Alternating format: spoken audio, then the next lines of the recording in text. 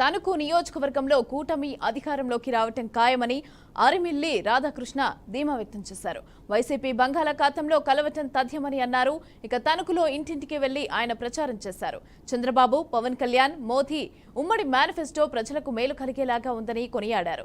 ఒక్క రోజులో ప్రతి ఇంటికి చేరువైంది కాబట్టి రాబోయే రోజుల్లో కూటమి అధికారంలోకి రావాలని ప్రజలు ఆకాంక్షిస్తున్నారని చెప్పుకొచ్చారు.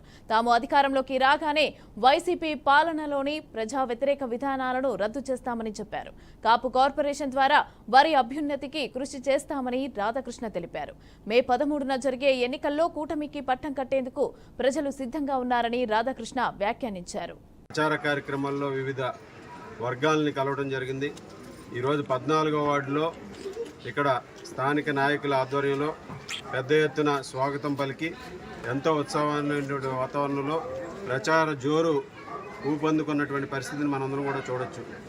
అదేవిధంగా ఈరోజు చంద్రబాబు నాయుడు గారు, పవన్ కళ్యాణ్ గారు, మోడీ గారు ఈరోజు ఉమ్మడి మేనిఫెస్టోను కూడా మనకు రిలీజ్ చేయడం జరిగింది.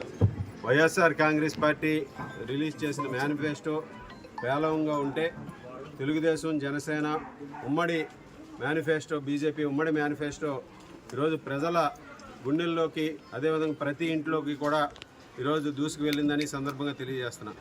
తెలుగుదేశం ఉమ్మడి మేనిఫెస్టో ప్రతి ఒక్క ఇంటికి కూడా చేరువైపోయింది.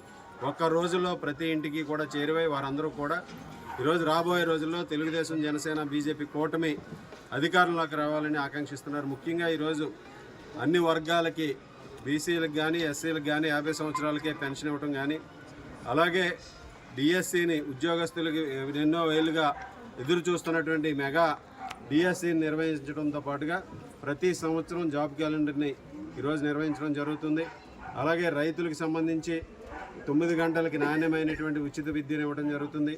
అదేవిధంగా ఏదైతే ఈ ప్రభుత్వంలో పెరిగినటువంటి ధరలన్నింటినీ కూడా నియంత్రించి పెట్రోల్, డీజిల్ కానీ, విద్యుత్ బిల్లులు కానీ, ఇతర బిల్లులన్నింటినీ కూడా, పన్నులు కానీ, ఇంటి పన్నులు అన్నింటినీ కూడా నియంత్రించడం జరుగుతుంది.